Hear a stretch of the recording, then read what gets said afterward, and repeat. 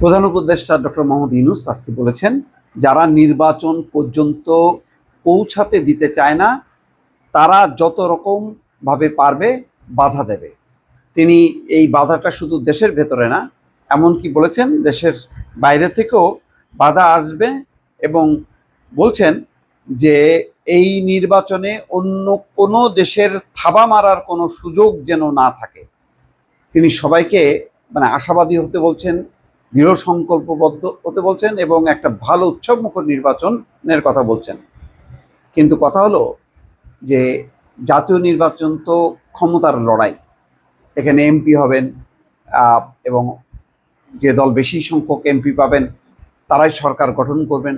ফলে তিনি যতই আশাবাদ ব্যক্ত করুক না কেন, নির্বাচনের যে আইন শৃঙ্খলাজনিত পরিবেশ, যেই পরিবেশটা নিয়ে অংশগ্রহণকারী রাজনৈতিক দলগুলো উদ্বেগ উৎকণ্ঠা প্রকাশ করছেন। ফলে এই পেশি শক্তি মুক্ত, কালো টাকা মুক্ত নির্বাচন করা যাবে কিনা সেই পরিবেশটা তৈরি করতে হবে।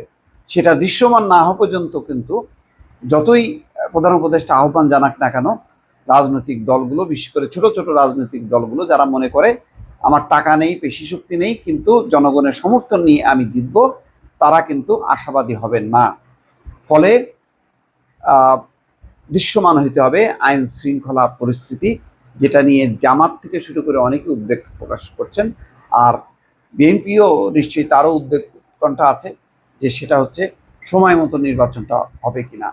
সব মিলে অনেকগুলো পদক্ষেপ সামনে নিতে হবে এবং এটা বড় ধরনের চ্যালেঞ্জ। যদিও ডক্টর মোহাম্মদ ইউনূস বলছেন যে এটা অন্তর্বর্তী সরকারের নির্বাচন, এটা দেশের নির্বাচন। অবশ্যই দেশের নির্বাচন।